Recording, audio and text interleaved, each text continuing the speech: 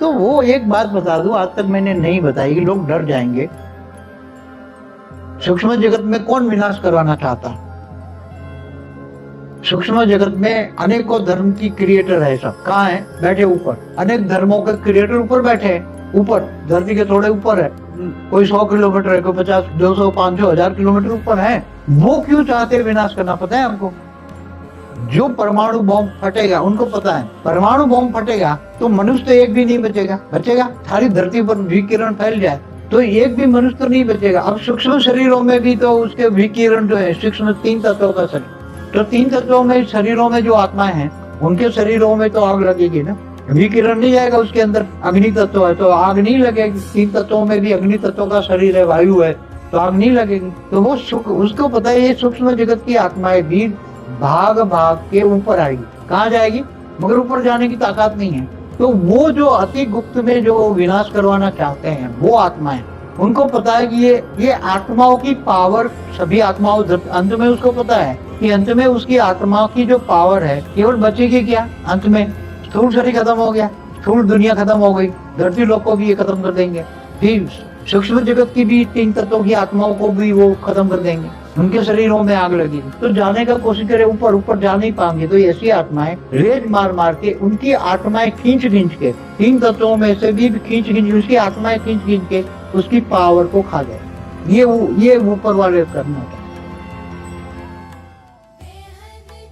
अति गुप्त बात है कि ये भी परमाणु बम किसने बनाए? धरती पर तो अनेक धर्म, मठ, पंथ संप्रदाय की आत्माओं ने, सबने। चाहे चाइना नास्तिक है तो नास्तिक वालों को भी परमाणु बम बने। रशिया भी नास्तिक है। बौद्धियों ने भी बनाए, कईयों ने, क्रिश्चियनों ने भी बनाए। अब पाकिस्तान मुसलमान, तो मुसलमान एक देश ने बनाया है, बाकी के पास नहीं है। तो परमाणु बम जो बनाने वाली जो पूरी प्रोसेस है वो किसके पास है? सूक्ष्म जगत वालों को। वो तो बराबर। और सूक्ष्म जगत वालों ने वो सारी प्रोसेस कहीं ना कहीं उसमें भी चुरा कर सभी को दी, तुम बनाओ, तुम बनाओ, तुम बनाओ। तो सूक्ष्म जगत वालों ने साइंटिस्टों को इंस्पिरेशन देकर परमाणु बम, हाइड्रोजन बम, न्यूक्लियर बम, अलग अलग प्रकार के बनाए।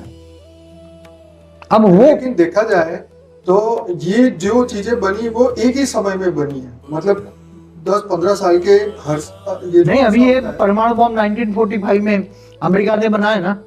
1945 में पहला परमाणु बम फटा जापान में। हाँ, तो मतलब बनाया, तो बनाया ना, अमेरिका ने बनाया ना।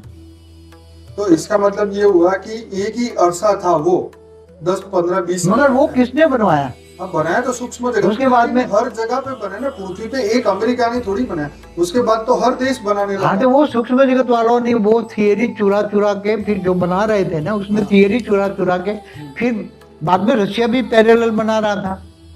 तो केवल मतलब ये कहने का मतलब ये कि पृथ्वी में हर जगह हर देश से बना है। हाँ, तो वो थियरी, मगर उस सूक्ष्म जगत में कौन बनवाने वाला था?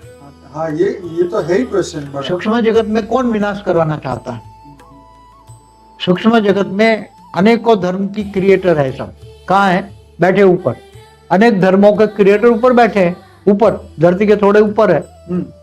कोई 100 किलोमीटर है, कोई 50, 200, 500, 1000 किलोमीटर ऊपर है। वो क्यों चाहते विनाश करना? पता है आपको? जो परमाणु बॉम्ब फटेगा, उनको पता है परमाणु बॉम्ब फटेगा तो मनुष्य तो एक भी नहीं बचेगा। बचेगा? सारी धरती पर विकिरण फैल जाए तो एक भी मनुष्य तो नहीं बचेगा। अब सूक्ष्म शरीरों में भी तो उसके विकिरण जो है, सूक्ष्म 3 तत्वों का शरीर, तो 3 तत्वों में शरीरों में जो आत्माएं हैं, उनके शरीरों में तो आग लगेगी ना। विकिरण नहीं जाएगा उसके अंदर। अग्नि तत्व है तो आग नहीं लगेगी। 3 तत्वों में भी अग्नि तत्व का शरीर है, वायु है, तो आग नहीं लगेगी। तो वो उसको पता है ये सूक्ष्म जगत की आत्माएं भी भाग भाग के ऊपर आएगी। कहाँ जाएगी? मगर ऊपर जाने की ताकत नहीं है। तो वो जो अति गुप्त में जो विनाश करवाना चाहते हैं, वो आत्माएं, उनको पता है कि ये आत्माओं की पावर, सभी आत्माओं, अंत में उसको पता है कि अंत में उसकी आत्मा की जो पावर है, केवल बचेगी क्या? अंत में स्थूल शरीर खत्म हो गया, स्थूल दुनिया खत्म हो गई, धरती लोक को भी ये खत्म कर देंगे। फिर सूक्ष्म जगत की भी 3 तत्वों की आत्माओं को भी वो खत्म कर देंगे, उनके शरीरों में आग लगेगी। तो जाने का कोशिश करे, ऊपर ऊपर जा नहीं पाएंगे। तो ऐसी आत्माएं रेज मार मार के, उनकी आत्माएं खींच खींच के, तीन तत्वों में से भी खींच खींच, उसकी आत्माएं खींच खींच के उसकी पावर को खा जाएंगे। ये ऊपर वाले करना चाहते। तो कमजोर आत्माएं जैसे जैसे वो 8-10 कला की आत्मा ऐसा कर रही है ऊपर में, तो उनको पता है 1-2 कला वाली, 4 कला वाली आत्मा तो हम इसको खींच के खा जाएंगे। और मेजोरिटी आत्मा तो जो 800 कला, बड़े बड़े असुर थे वो जानवरों को खा जाते थे, या स्थूल जगत की बात, जैसे बड़ी मछली छोटी को नहीं खाती है।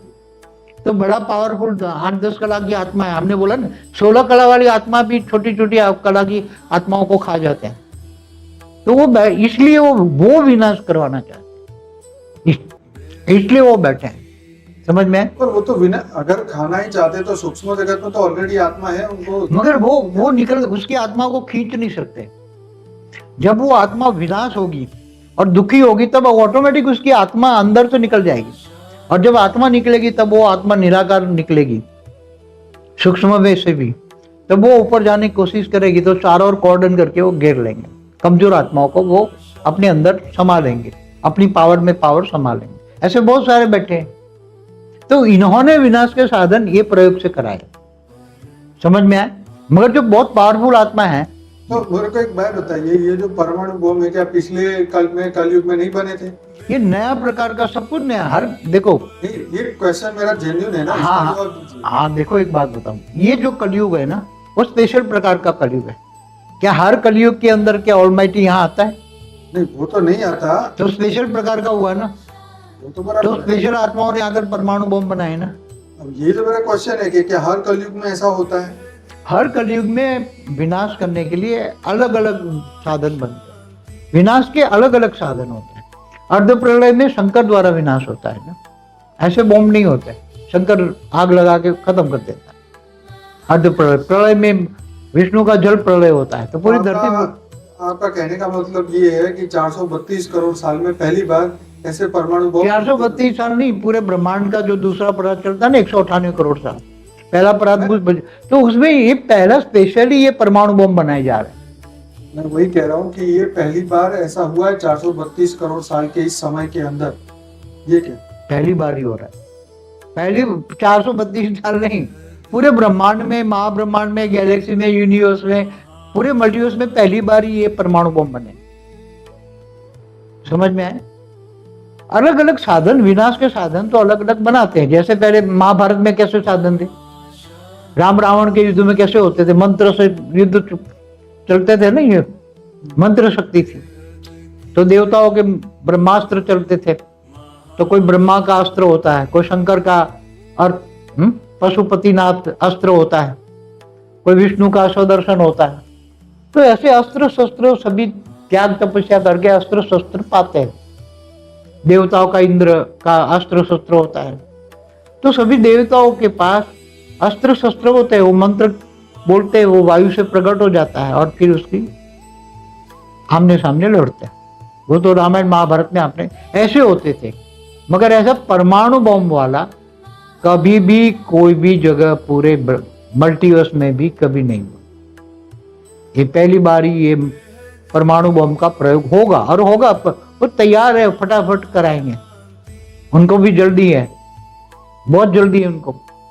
वो तो ऊपर वाले ने उसको रेज मार के थोड़ा ठंडा किया, समय दिया है हमें काम करने के लिए। बाकी वो जब चाहे वो छोड़ देगा, रेज मार का वो खत्म कर देगा, तो वो शुरू हो जाएंगे ना। वो तैयारी है ना, सब कुछ तैयारी है ना। तो ऐसी नेगेटिव आत्मा को ही पहले उनको खत्म कर देना चाहिए ना, जो ऐसा करना वो नहीं कर सकते, ऐसा कायदा नहीं है, नेचुरल लॉ नहीं है। नेचुरल लॉ के जीत देखो, वो तो जीत किसी ना किसी की तो क्रिएशन है ही ना। देखो, जिसी तरह नेचुरल लॉ होता है ना कि आत्माएं जब इच्छा चाहेगी कि मुझे व्यक्त से अव्यक्त बनना है, तभी वो प्रोसेस में आती है, पुरुषार्थ करती है, ज्ञान लेती है व्यक्त से अव्यक्त बनने का, तभी हो जाती है ना। आत्माओं को जबरदस्ती नहीं, मगर वो जबरदस्ती वो कर सकते हैं, हम लोग नहीं कर सकते। हम तो ज्ञान देकर उसको समझाते हैं, कभी तुम आत्मस्वरूप बनो, ऊपर विमान है, बैठ जाओ बैठ जाओ बैठ जाओ बैठ जाओ, नहीं तो ये होने वाला है। हम सब आत्माओं को रियलिटी बताते हैं, ज्ञान देते हैं। हमारी ड्यूटी है ज्ञान देना। हमें किसी के अंदर भूत प्रेत बैठा है तो हम नहीं उसको निकाल सकते, हमारा काम नहीं है वो, सबका काम अलग है। भूत प्रेत निकालने वाले के पास जाओ, समझ में आ रहा है?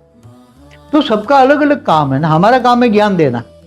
भाई तुम बेहद की आत्माओं के लिए ज्ञान है, 33 कोटि वालों के ज्ञान, सबके लिए आत्माओं के ज्ञान है। भाई आत्माओं को तुम जल्दी जल्दी पावर ले लो, पावर ले लो, ज्ञान ले लो। पहले ज्ञान से तुम अपनी आत्माओं को आत्मस्वरूप बनो और बेहद के परम धाम से बेहद के परम पिता को याद करके पावर लो, आत्मा की जगाओ, आत्मस्वरूप बनो। तो पूरा ज्ञान दिया ना। तो निराकारी बनने का भी ज्ञान दिया ना, आत्मा का अनादि स्वरूप में निराकार जगाओ, अनादि स्वरूप में स्थित हो जाओ।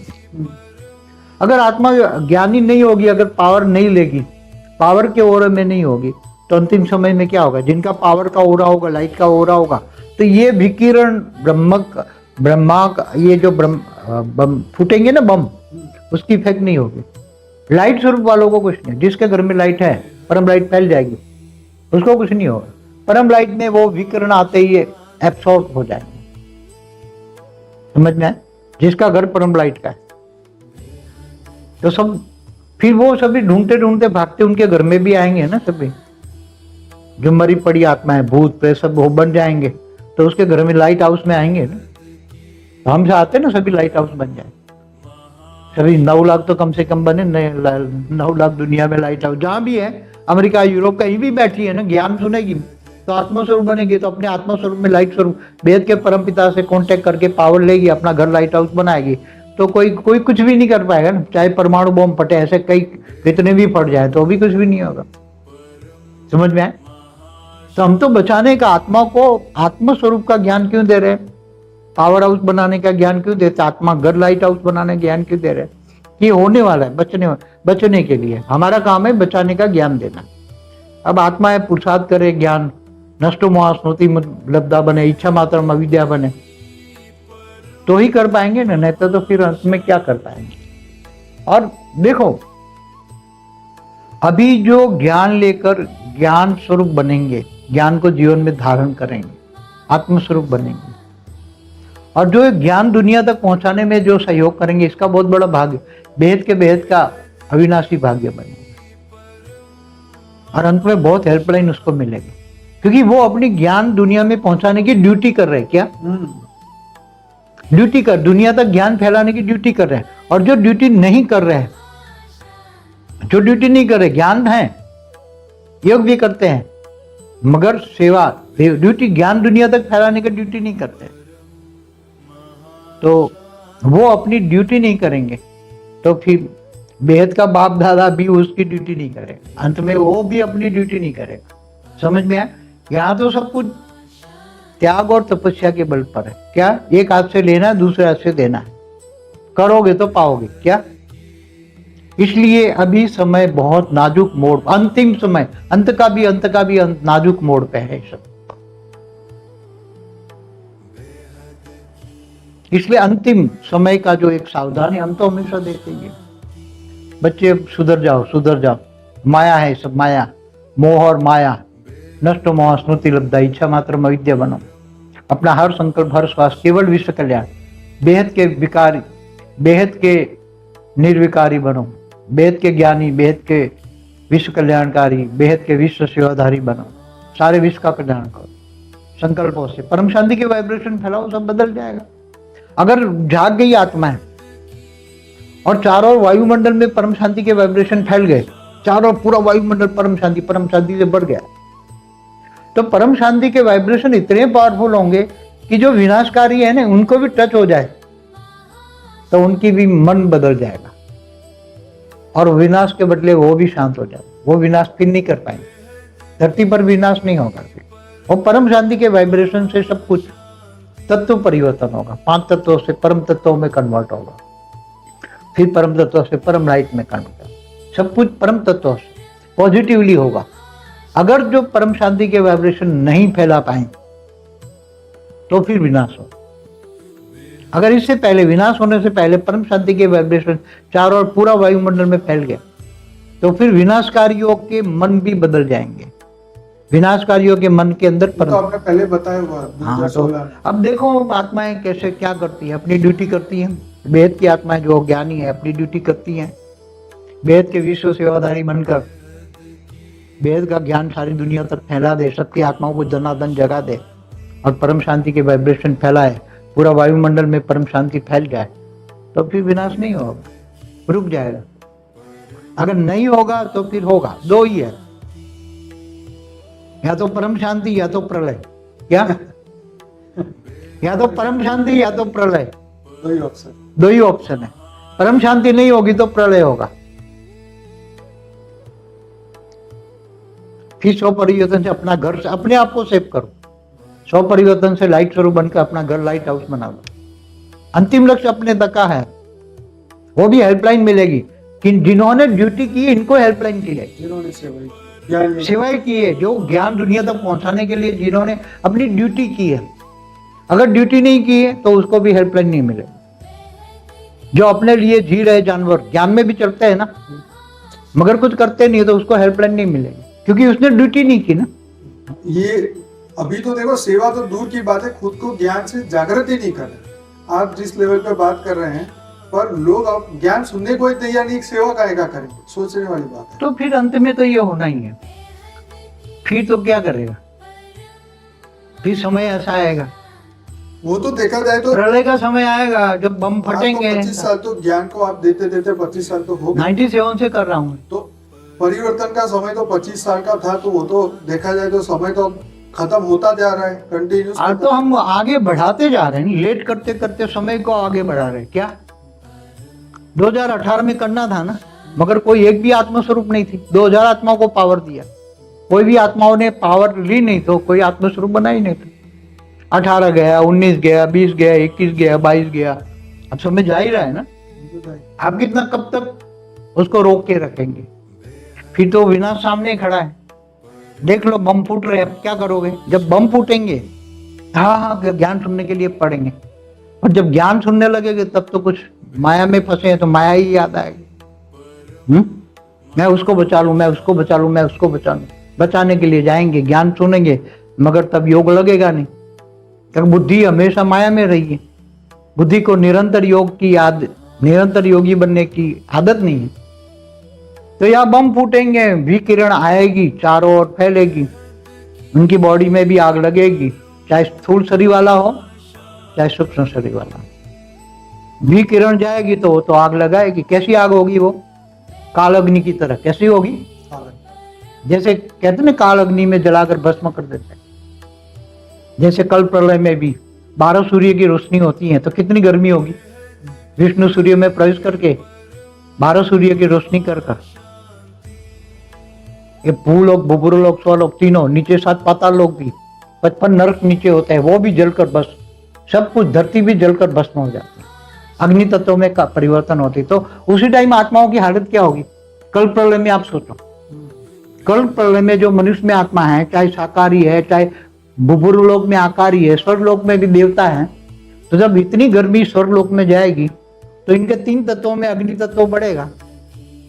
स्वर्गलोक से ऊपर आधा तपलोक भी गर्म हो जाता है, तो आत्माएं वहां भी नहीं रह पाती। तो वो आत्माओं की स्थिति क्या होगी कल प्रलय वाली? आप एक सोच करो, कल प्रलय में कितनी लोग होगी? भूलोक, बुबुरलोक, 7 पाताल लोग भी जलकर भस्म हो जाते हैं, धरती भी नहीं रहती, 7 पाताल लोग भी नहीं रहते, 55 करोड़ नरक भी नहीं रहता है। तो उन आत्माओं की स्थिति क्या होगी? और वो आत्मा कहां जाएगी अंत में? हाँ, वो आत्माएं शरीर भी छोड़ देती है अंत में। क्या करती है? कमजोर आत्मा तो डाइल्यूट हो जाती है, व्यक से अवैक बन गई, अवैक दुनिया में चली गई, मगर ऊपर जा नहीं सकती अब, क्योंकि स्वर्गलोक तो आग है, तो आग में कहां जाओगे तुम?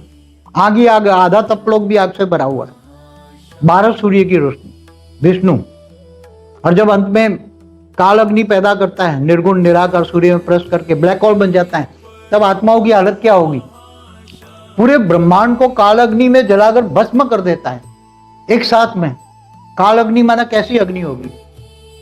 आप सोच सकते हो, काल अग्नि ऐसी अग्नि होगी कि पूरे ब्रह्मांड के तत्वों को, पूरे तत्वों को जलाकर अग्नि तत्वों में, और अग्नि से फिर वायु, वायु से आकाश में, आकाश से फिर परम आकाश में, परम आकाश से फिर परम महतत्व में, और फिर परम लाइट में वो कन्वर्ट करता है। पूरी प्रोसेस की उसमें आत्माओं की हालत क्या होती होगी? आप बताओ मुझे, वो आत्माओं की कल प्रलय में कल प्रलय में आत्माओं की हालत क्या होती? ये तो वही नहीं मतलब कल महाकल प्रलय में तो नहीं, अनंत कोटि ब्रह्मांडों के वक्त महाशिव महाकाल बन के अनंत कोटि ब्रह्मांडों को अपने रोम रोम में समा लेता है, तो अंत में तो वही प्रोसेस होती है ना काल अग्नि की। उसमें पूरा ब्रह्मांड काल अग्नि में जलकर भस्म हो जाता है। अभी तो ब्रह्मांड भी एक सेल में बदल जाता है। पूरा ब्रह्मांड कहाँ गया? एक सेल में बदल गया, और फिर महाशिव अपने रोम रोम में समा लेता है। तो ये होने वाला है, मगर ये अलग टाइप का है। क्या है? तो मनुष्य के पास जो अभी से ज्ञान है और योग है, जिन्होंने सेवा की, अपनी ड्यूटी की, उनको बहुत हेल्पलाइन मिलेगी। बहुत ही अभी भी हेल्पलाइन दे रहा है ना। बेहद का बाप और दादा दोनों, दादा ज्ञान दे रहा है, बेहद का आकारी बाप ऊपर से हेल्पलाइन दे रहा है, बहुत हेल्पलाइन दे रहा है। होने वाला है ये तो, चाहे अब थोड़ा समय रुका है, बाकी तो ये 18 से प्रोसेस स्टार्ट होनी थी, अब रुक गई। आत्माएं तैयार नहीं है इसलिए रोक दी हैं, बाकी होने वाले। चलिए बापूजी, इस वीडियो को यही समाप्त करते हैं। 1 घंटा 10 मिनट हो चुके हैं। तो आपका बहुत बहुत धन्यवाद, और आपने इतना गहरी बातें आज बताई। बेहद की आत्माओं के भी उनके लिए भी एक अच्छी खबर इसके अंदर आई है कि भाई परम शांति के वाइब्रेशन अगर हम फैलाते हैं पूरे ब्रह्मांड में, सभी बेहद की आत्मा मिल के, तो परिवर्तन। सबसे बड़ा है कि बेहद की आत्माओं को इच्छा मात्र अविद्या बनना है। एक ही संकल्प है बेहद का, विश्व परिवर्तन। एक ही संकल्प लेके जीना है, अपने लिए कुछ भी जीना नहीं है, और हद की चीजों से बुद्धि हटानी है। तो जो भी आज पहली बार इस वीडियो को देख रहे हैं, जरूर से वीडियो को हमारे चैनल को सब्सक्राइब करिए, लाइक करिए, कमेंट करिए, और हमारा जो अनस्पोकन ट्रूथ बाय बापूजी का प्लेलिस्ट है वो जरूर से देखिए। बापूजी ने जो आज बात करी है, ये जो ज्ञान है, कुछ ज्ञान जो है वो हमारे लाइफ इन मल्टीवर्स की बुक के अंदर है, जो कि 12 भाषाओं में आ चुकी है, और हिंदी और इंग्लिश आप अभी ई बुक को डाउनलोड कर सकते हैं हमारी वेबसाइट paramshanti.org से। बाकी और भी बुक्स हैं जो आप वहाँ से डाउनलोड कर सकते हैं। तो बने रहिए हमारे साथ। और ये पढ़ाई है, बेहद की पढ़ाई, इनफाइनाइट ज्ञान है, जो कि बापूजी पिछले 25 सालों से अपने दिव्य दृष्टि से सबको बता रहे हैं। तो आप भी सुनिए, समझिए, आगे बढ़िए। और ऐसे हमारे इस चैनल पे तो 3400 वीडियोज़ है, तो उसमें से मेन जो है फॉर द बिगिनर का प्लेलिस्ट, जिसमें 23 वीडियो है, और स्पोकन ट्रूथ का प्लेलिस्ट है फॉर द बिगिनर्स का, मैंने जैसे आपको बता दिया, वहाँ से शुरुआत करी। तो आशा रखता हूँ ये वीडियो आपको जरूर से अच्छा लगा होगा, जरूर से सबके साथ शेयर करिएगा। बाबूजी आपका बहुत बहुत धन्यवाद। बेहद की परम शांति, परम शांति, परम शांति सभी को। Thank you so much for being with us, धन्यवाद, बहुत बहुत धन्यवाद, बेहद का धन्यवाद। परम शांति।